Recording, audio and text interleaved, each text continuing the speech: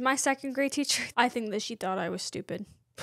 But I felt that same way in school of like you did everything right, but you still didn't get like a passing score and it made you feel less than, especially if you had peers that had passed and they asked you, oh, what'd you get? Hey everyone, welcome back to the Growing Together podcast with me, Sunny Vasquez. And me, Cedar Santos. A podcast where we talk about everything under the sun related to growth, becoming the very best version of yourself, and so much more. We're back with another episode. It's crazy that it's almost, well, it is February. Oh my gosh, I have like no concept of time. Sounds like what?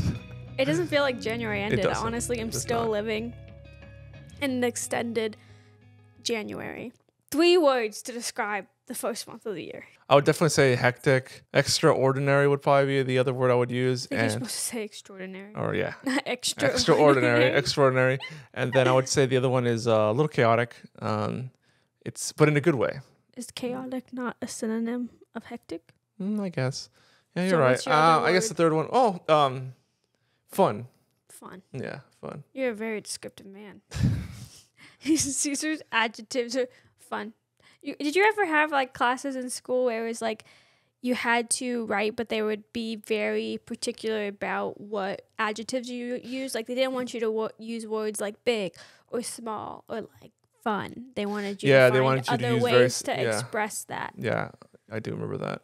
So if you had to use another way to express fun. Exciting. What about that? Yeah, it was a very exciting month. We're in school right now. Yeah, no.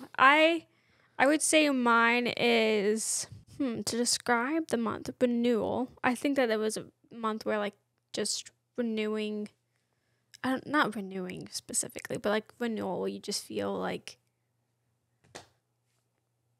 I don't really even know how to describe it. Like the words aren't coming to my mind. And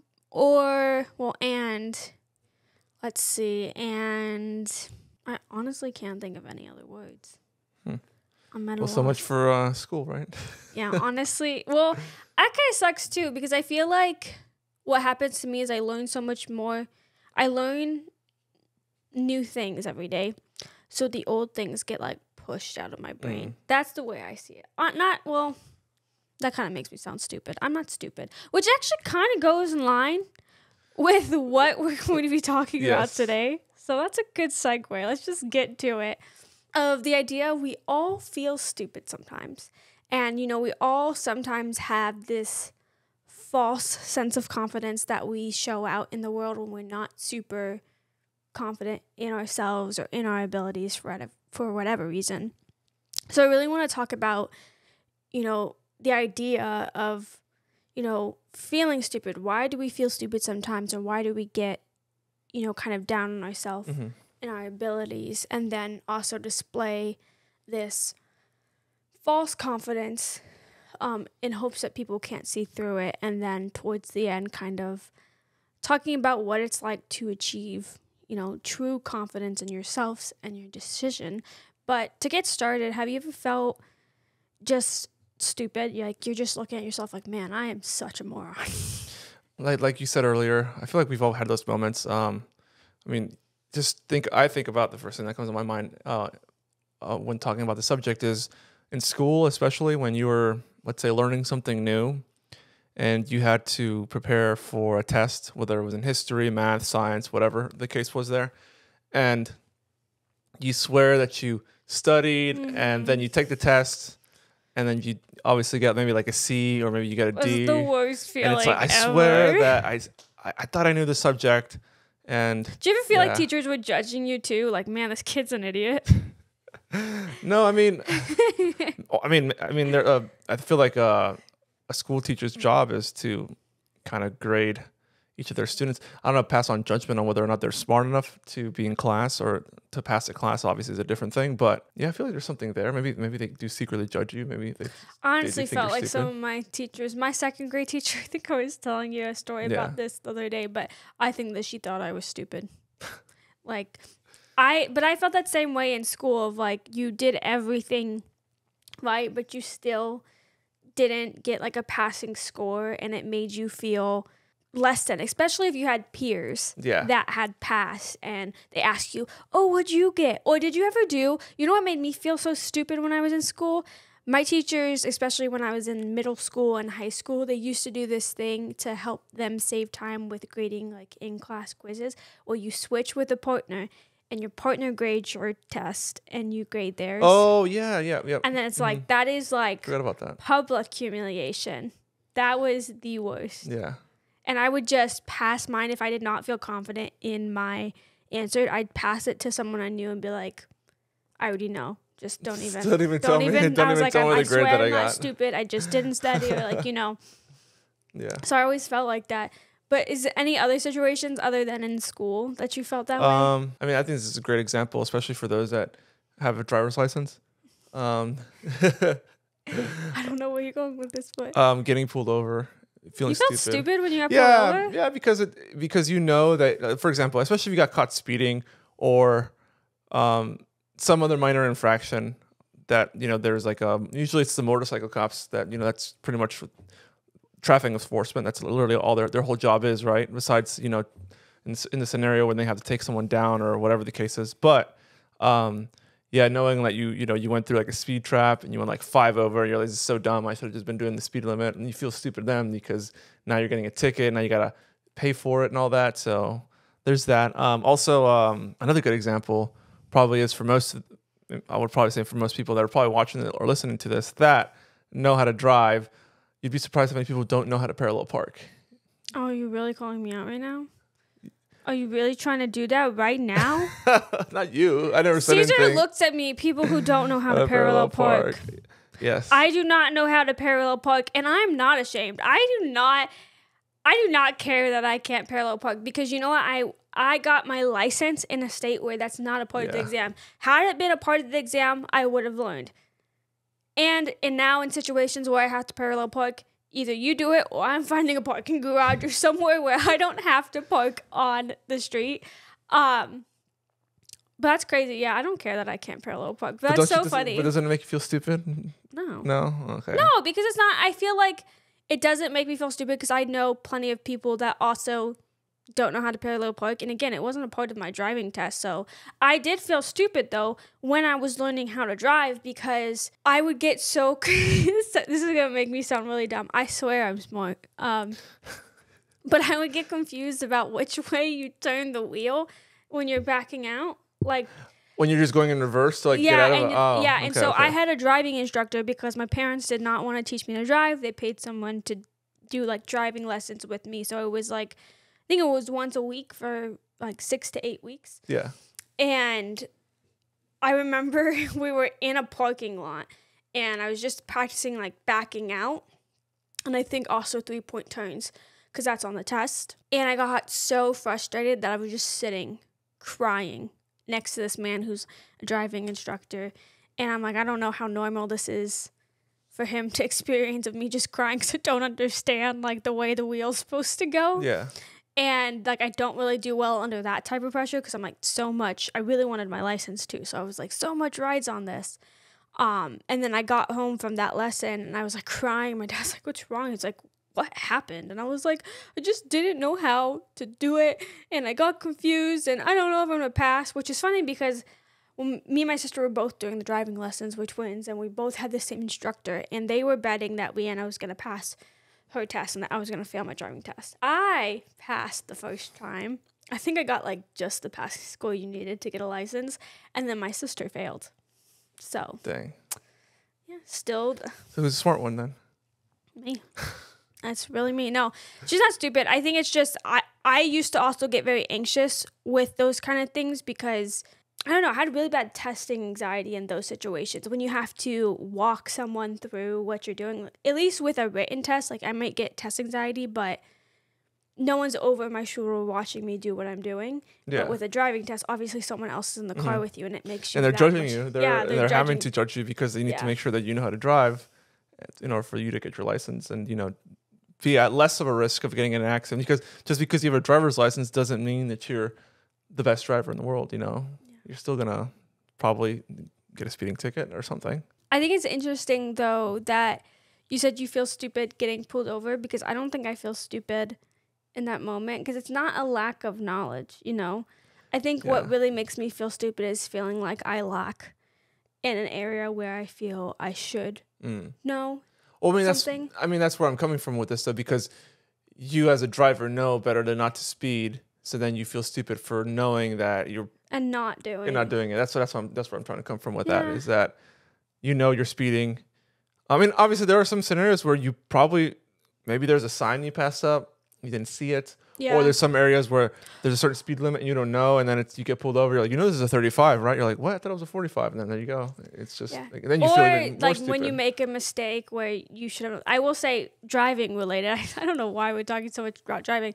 I got into an accident when I was in college, Oh, and yeah. I did feel stupid because I was like, I know better. I know to pay attention, and it was because I ran a red light because I wasn't. Like, I was looking ahead, but you know how when you're so focused on something, you almost don't see what's in front of you? That's kind of what happened to me. And I felt so dumb. I was like, how could I let this happen to me? Because it was my fault. I think it would be different if it wasn't my fault, but it became that, like, thing where you tell yourself, I knew better. How did I let this happen?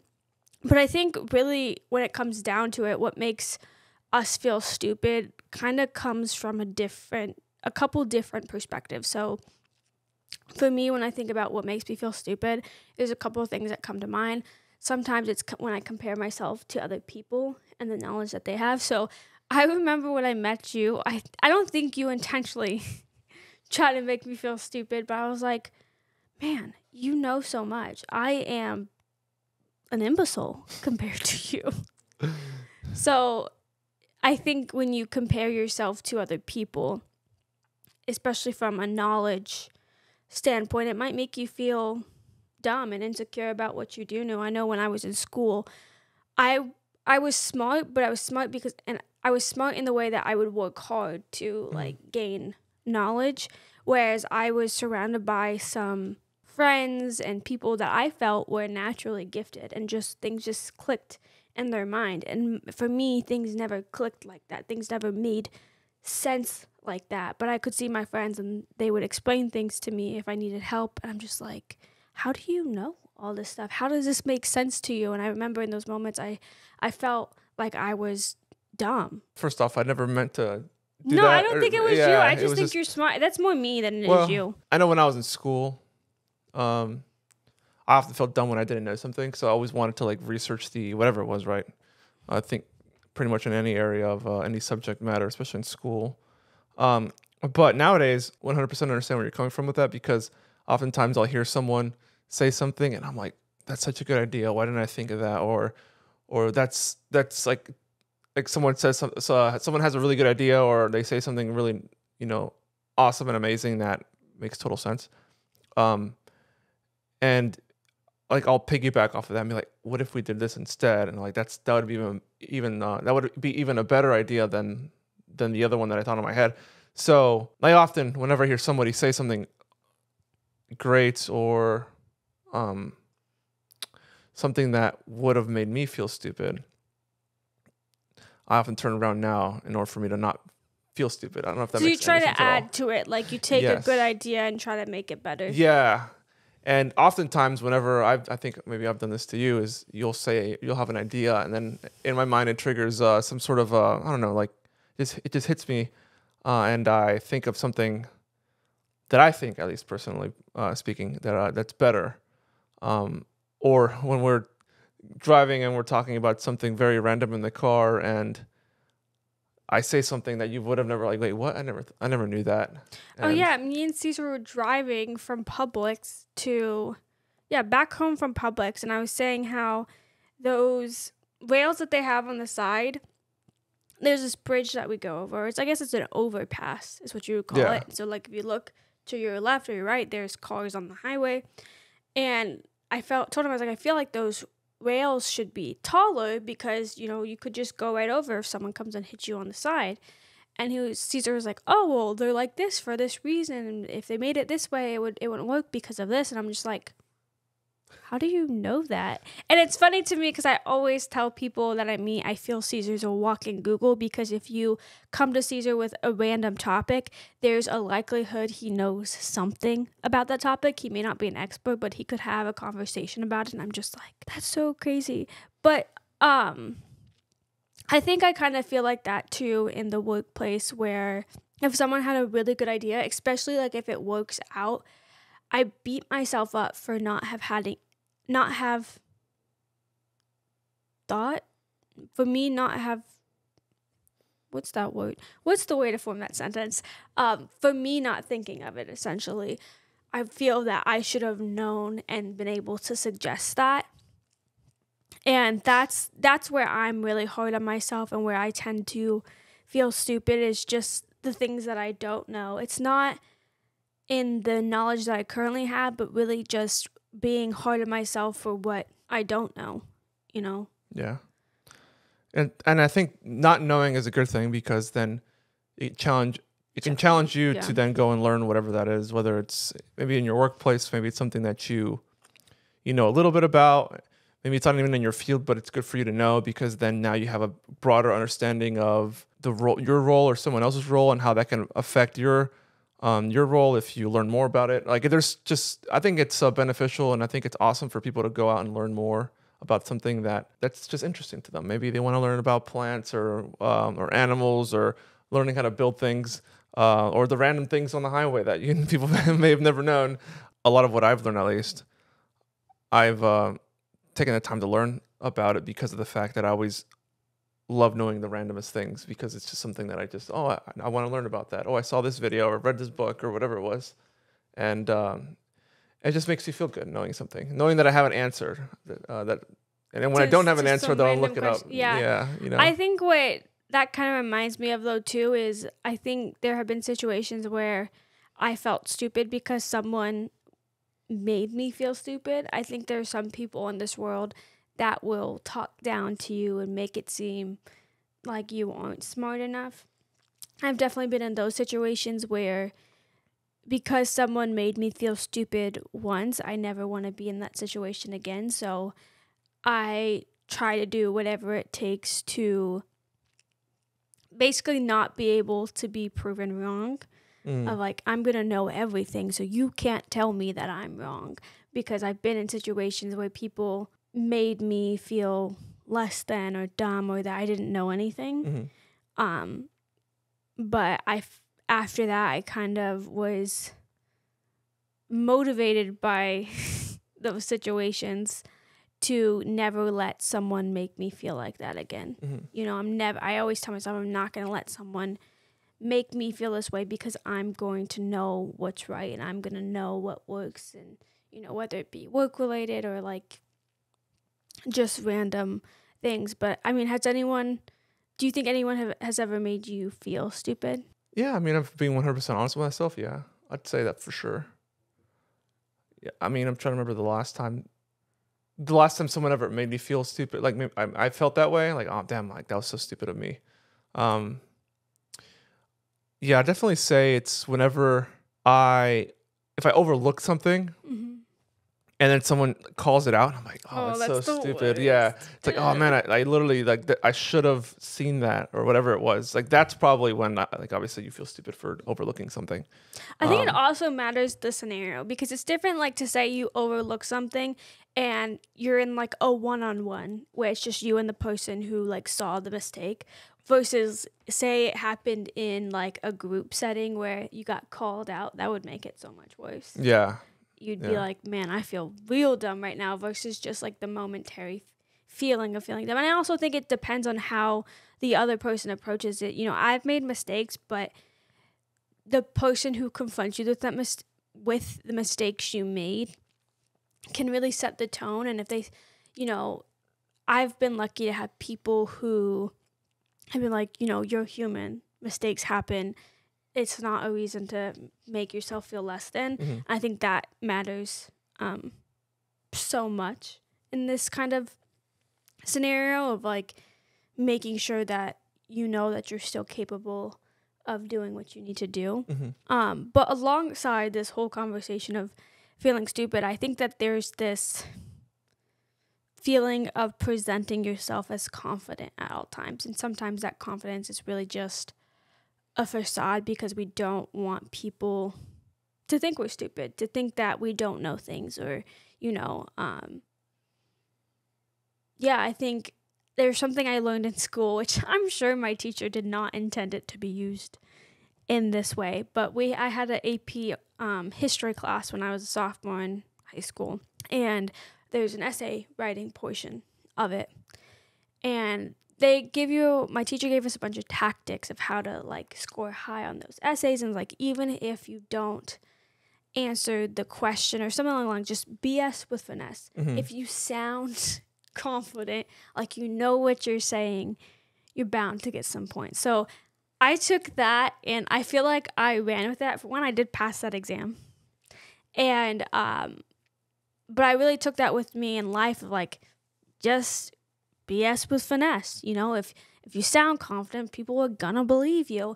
And now though, looking back into like portions of my life where I would do that, it's really a false confidence, and sometimes you're not. It hurts you in the end because people will figure it out.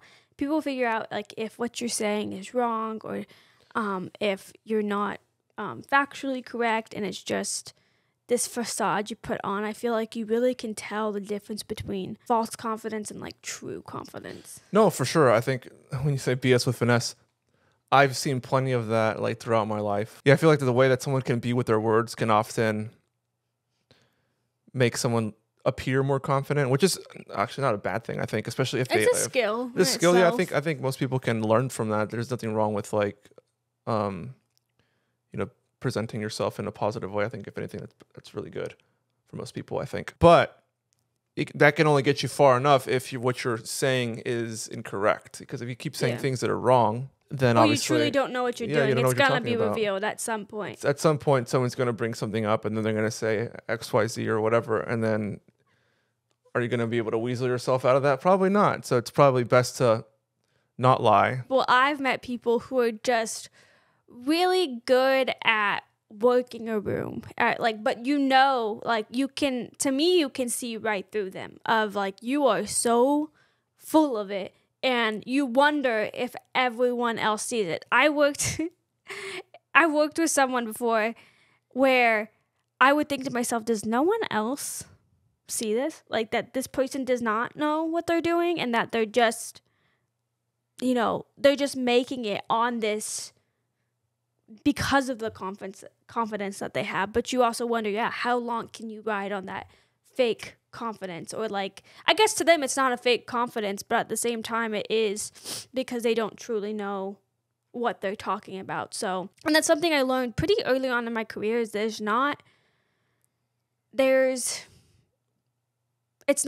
to tell someone you don't know. It's bad to tell someone you don't know and that you don't plan on finding out, but you could be like, I don't know at this moment, but I can find out that answer. Yeah, I think that's a great. Versus like some people in situations where they're put on their feet, they'll go ahead and give really a false answer. Well, that's what I'm saying. They lie about, like, if they're questioned about something, like they say, well, what do you think about X, Y, and Z? And then instead of saying and being honest with yourself and being truthful, they spew a bunch of information that may make sense to that person that doesn't know, because they're asking you a question about something, and they may say something about it, but it's probably, let's say in this case, it is probably false, because they're lying to themselves, because they're trying to sell themselves in a certain way. And they're trying to appear. Yeah, and they're lying. They're not telling the truth. They're obviously being dishonest, which is, again, the best answer would probably be, if you didn't really know what they were referring to, is just to tell the truth and say, you know what, let me look into that. Yeah, because you really just dig yourself into more holes by doing that, of like, because it no longer just impacts you, it impacts someone else. I think that there's this want on our side to always feel confident. So sometimes that's where like false confidence comes in, like the fake it till you make it. Have you ever heard that? Mm-hmm. Like, oh, just fake it till you make it. And to me, that never feels good either. But I know I've also been in situations where, people were like, oh, you sounded so confident. I'm like, I wasn't. And it's not even because what I was saying wasn't true, or it's just, it also has to do with me personally, where sometimes I just don't feel good about the way I present myself sometimes. Confidence has been a huge issue for me personally. I struggle a lot with my confidence because I feel like it's been broken down by certain situations. So my confidence has, in myself, I guess, or in the way I present myself, has like dwindled over the years, just because I don't ever want to feel stupid or dumb. And sometimes I feel like I know nothing when I'm surrounded by people that appear to know everything, so my confidence in myself has not been great, which is really why I wanted to talk about this too, is because I think we have to normalize that, like, we don't know everything, and that's kind of the beauty of it all, is that we get every day we have a chance to learn something new, whether it be about ourselves or our careers, and that's a great thing. But yeah, I struggle a lot with confidence. So I was wondering, because I feel like, Caesar, you're very golden retriever confidence vibes. Like, well, I just think you're a confident person. I feel when I watch you present yourself to the world or to other people, you just have this confidence. You just display this confidence. So I'm wondering, what's your secret? What do you do? Secret? What makes you feel confident? That's a good question. No, I mean, because I'm trying to be, I'm trying to show some humility here, because I'm not going to, to me, and depending on the scenario, if I'm talking to somebody that I've known for a while, or maybe someone that I've just recently met, I won't necessarily, at least I feel like as of late, I'll try my best to, like, obviously I'll make sure that I present myself in the best possible way, in the best possible manner. So I guess that may, for some, maybe it's confidence, a lot of the confidence that's showing there. But I don't know. I mean, I feel like sometimes I need to work on that still. It's something that, especially when I want to get myself across in a certain way, or if I want to present information in a certain way, oftentimes I feel like I may have to show more confidence in presenting that information, so I can come across in a certain way to certain people, so they can understand. Especially when it comes to anything related to the internet, or anything related to socials, or even information that people don't necessarily know, because they're not like the weeds like I am. Yeah. Oftentimes, like, that information is very, like, scarce, and there's only a couple of, there's some anecdotal evidence that changes, so there's ways to present that, and in order for people to know and realize, like, oh, this is the direction that this platform's taken, or whatever the case is, even if it doesn't even apply to the internet or social media, but it can also apply to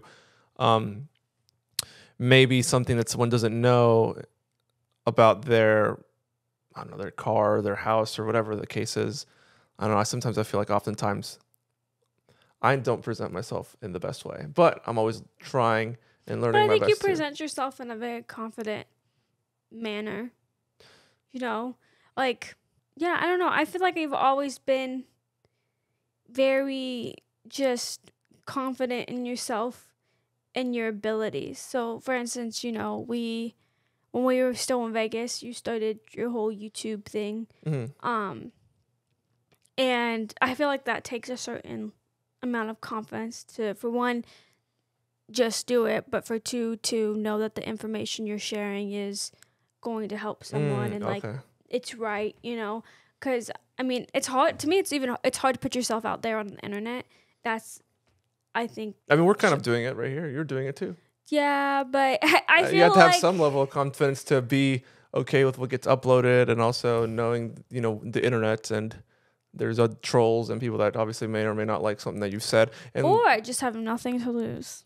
No, I know. I think it does require a certain level of confidence, and this is confidence I didn't have, when I was in high school, or even in the beginning of college. But there's actually a video of, it's a singer. She's a singer and actor. Her name's Renee Rapp. And I think they ask her, like, what gave you the confidence to do this? And she goes, delusion. Like, Delusion. but I think, it's such a silly answer, but I think sometimes you do have to be like in this state of delusion that you are capable of absolutely anything you put your mind to. And when you convince yourself of that, you have this true confidence in yourself, because it all lines up with like how we see ourselves and how we value ourselves and what we feel about ourselves. So confidence is all like kind of an inner workings. You can't rely on someone else to give you that confidence. It's really a part of you, which is why I struggle so much with it, because I'm still trying to work on how I see myself and how I value myself and what I tie my worth to. Mm-hmm. So you can see that, how that reflects,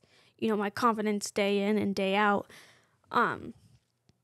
But I think of that when I think of this podcast, because this isn't something I would have done years ago, but I kind of I stopped caring about the way others would see me if they saw these videos, and more how I wanted to present myself to the world and what I wanted to add to it. Because at the end of the day, my goal in life is to make an impact. And when I die one day, if people remember me, I want them to remember me for these things, you know? So I was like, no one can do that if I don't put myself in these situations. But I feel like I still have a long way to go, because when we first started this and I'd post like videos, or even I had a pretty big TikTok video from one of our clips from the podcast go pretty viral, and I was reading through the comments and some people were like, "You are such a fucking idiot," like, or there's so many things that people say about you, and if you have confidence in yourself, that doesn't really bother you. But those things still do bother me, because I want people to like me. I want, it's like Michael Scott. He's like, I don't need to be liked. I like to be liked.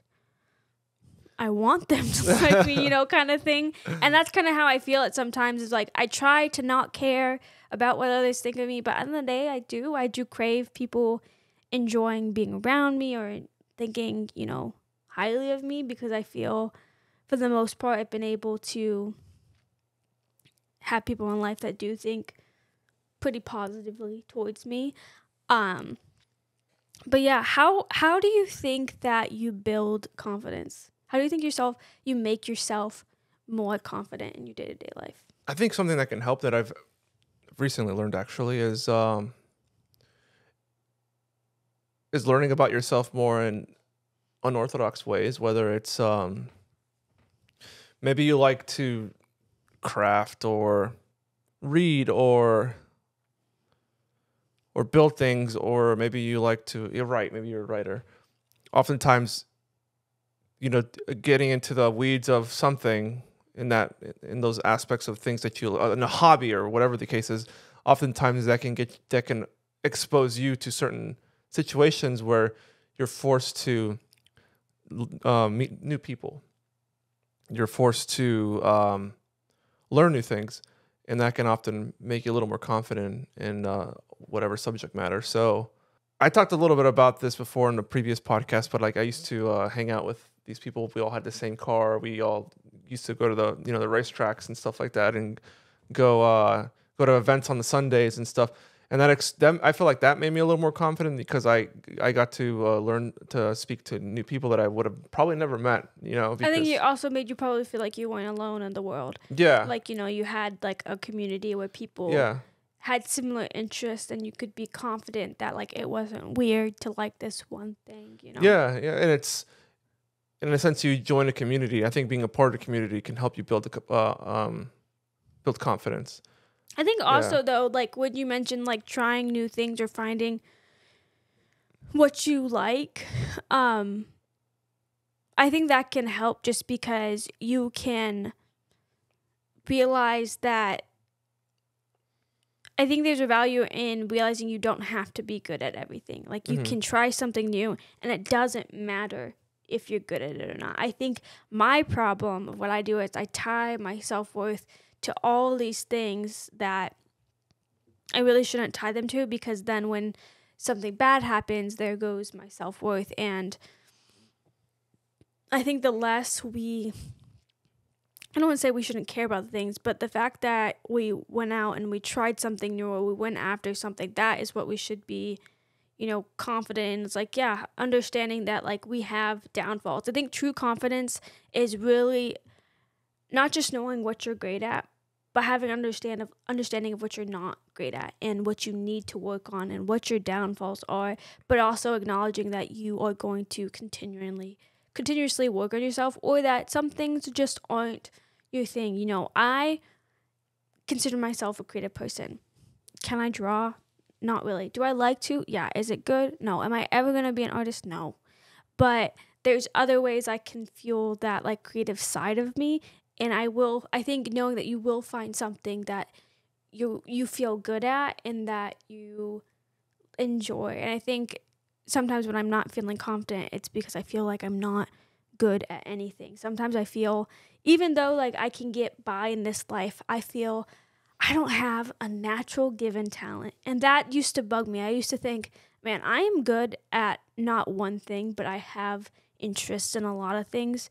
So I think if someone asked me about something I'm really good at, I would be scared to tell them, because I was like, what if my concept of myself about how good I am at this one thing is wrong or flawed, and I show it to someone else and they're like, this sucks. That's how I used to feel about writing too. I wouldn't share like what I wrote with people for a long time because I feared that they would take away the joy I got from this thing I loved because I wasn't good at it. I was like, if they tell me I'm bad at this, it's going to destroy me. So, yeah. Dang. Man, yeah. She's just like, whoa. Yeah, I think there's value in finding people too that enjoy the same things you do. And, again, you won't feel alone, and you might feel more confident in sharing those things with other people. It's kind of like when you meet someone new too, you kind of ease your way into friendships. Like, how much can I share? Like, you're not necessarily confident in yourself or that this person will like you after you share certain things. Yeah. So you like dip your toes in the water. To me, I'm not really sure like how. I'm still working on building that confidence. That's a piece of feedback I've gotten a lot in my life, which is, it also sucks to say that I've heard it probably from multiple people that I need to be more confident in myself. And I'm working on it, but I think there's a lot that goes in behind the scenes as to like why people don't feel good about, themselves, or why they don't feel confident in certain situations. But we're working on it. I think acknowledging that you don't have the confidence you need. Like, if I were to tell you I'm a completely 100% confident myself all the time, that would be a lie. Yeah. I have conversations with Caesar about like once a week about like, I don't think I'm good enough. I can't do this. Or I'm so stupid. Like, I should know these things. And it's really not. Like, so I think it's a consistent journey. And I think there will always be portions in your life where you're a little anxious. You don't feel 100% confident that you have the tools that you need to succeed. But at the end of the day, it's something you can overcome. And I'm working through it. One day I'm convinced I'll be as sure of myself, and it'll be, it's what I'm working towards, is like having that confidence in myself and my decisions. Also, too, just to touch on the comment you made earlier, but I do feel that for those that may feel like they lack confidence, I feel like putting yourself out there on the internet is a great way for you to build that confidence, because especially if you're camera shy or you don't like how one common thing is that I always hear this from pretty much anyone I've ever worked with, is they hate how they sound. Oh yeah. Like on camera when they hear for a while. It's interesting though, because I feel like most people that do this all the time and maybe make a bunch of money off of just creating videos. Maybe they're a talking head, a personality, an entertainer on somewhere. They often say that when they first started that they didn't like the way that they sounded. It's cringy. It's weird because you're judging. The thing is, you're looking at yourself and you're like judging yourself, and I think you're doing what you expect people to do to you. So you're judging yourself so harshly because you think other people will too. Yeah. But I do think that's a good point. Is like, put yourself out there. The best thing I ever did for myself, or continue to do myself, is to push myself out of my comfort zone. I'm an introvert at heart. Like and Caesar can attest to this. I get really scared. I have very bad social anxiety. I like to stay at home. It's not to say I don't like to go out and meet people. I also do crave interaction, but I'm a fairly introverted person. But if you look at like what I've always done for work, it's always very like extroverted things. Like when I worked at Target, that was like customer facing. I was a team lead. I had to manage people. I had to interact with customers and talk to people I didn't know. And it was scary. And sometimes that would make me anxious, especially in situations where like I had to de-escalate like angry customers. Like that was scary, but it taught me so much and it pushed me out of the comfort zone and it made me feel like I was capable of more things. And then, you know, the last 2 marketing roles I have had, or like I currently have right now, is are client facing. So I deal directly with clients and I have to be confident in my decisions and my strategies towards them. And, you know, I used to say like I would get anxious before calls with certain clients because they're really important. And I'm thinking a couple of things. I want them to like me, but I also want them to know that I'm going to do everything to make things happen for them on their accounts. Mm-hmm. And someone once told me that the more you do the thing that scares you, the less scary it becomes every single time you do it. And that's true because you get less anxious. You're a little bit more confident in yourself. You build relationships. And the only way you can do it is by putting yourself out there. There's not going to be one day where you magically feel okay about doing it and you just throw yourself into it. It's accumulates over time. You know, yeah. I wouldn't have had the confidence for my current role if I didn't have my previous role at Composely. Like I wouldn't have had the confidence that I was even capable of it. So I think that that's important to know, is that you've got to put yourself out there to gain the confidence. It's not just something you can build while sitting alone in your home. And not doing anything. Yeah. Just sitting, not talking to anyone, just staying silent or whatever the case is. You saying that kind of reminded me of something. I think that most of people that are watching or listening have probably gone through or have experienced is you've been on a roller coaster before, right? Obviously. Yeah. I thought you were like metaphorically. Yeah, no, I mean, I've been on a roller coaster. Which, I don't know what theme park, but which roller coaster that you went was like the scariest? There's this, well, I think it's different. There's one at Busch Gardens where it's not even really a roller coaster. It's just drop, I don't know what you call it, not a death drop. Oh, okay. It's just like you kind of free fall. So like you go all the way up like in this tower, and then before you drop they face you down towards the pavement. Oh, you rode it too. Yeah, we rode it together. Did we only do it once? Yeah. Okay. What about sorry, wrong. Well, in this case, wrong roller coaster choice. What about a roller coaster that you went on multiple times? Oh, okay. There's this one at Universal called the Hulk. So when you went on it the first time, was it scary? Yeah, I didn't want to go on it. I had actually told my friend's dad. It's actually my sister's best friend, Emily. It was the first time I went to Universal. And the night before, they were showing me videos of, like, riding the roller coaster. And I told her dad, I don't want to ride that one first. It was the first one we went to. Yeah. How many times did you do it? I mean, I think I probably rode it a couple times after that, yeah. But at the following time after you went on it the first time, wasn't it a little less scary? Yeah, it was less scary because I think the first time I'm worried about, like, my seatbelt getting unbuckled. Like, I wasn't even necessarily scared of it being fast. I more so was scared of falling out of it. Would you say you were more confident after the first time? Yeah, I mean, I did nothing happened the first time, so it was fine. So I get like less scared because I had the experience to where nothing happened. I was fine. I can do it again. You know. Yeah, that was kind of like the metaphor I was going there. Talking about was like after you go on a roller coaster the first time and you enjoy it, like you kind of the thrills over. You're like you want to do it again. You're more confident in doing it again over and over again. You kind of convince yourself that you're okay because you've already experienced. Nothing bad happened, and I think it's like you gain more confidence the sooner you realize that it's gonna be okay because you've done it once. You could do it again. Yeah. That's what I feel like. Confidence building is like you expose yourself to you get uncomfortable with you get comfortable with being uncomfortable. Yeah. You go out there and you're probably gonna fall and trip or whatever the case is, but you're gonna get back up and succeed or reach a certain goal. I've always used the get comfortable with being uncomfortable, but if you're comfortable with being uncomfortable, then aren't you just comfortable?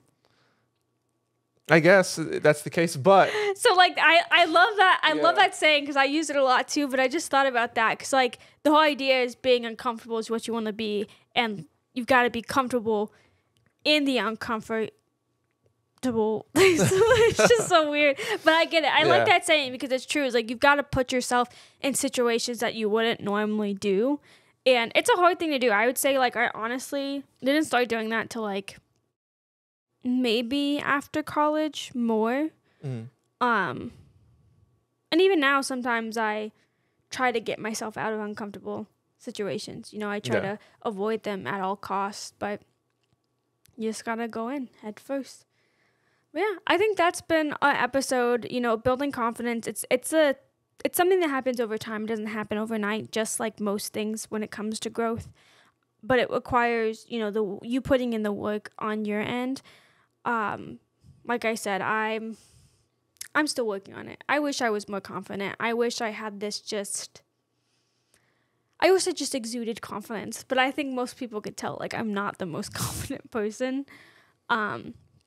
But I'm working on it. I think that's the real kicker is that you just have to continue to work on it and not beat yourself up for not being farther. Mm-hmm. Yeah, it all comes with time. But that has been today's episode of the Growing Together podcast. We hope to see you again next week. See you guys later. I'm just looking at the camera. Could you just go? Okay.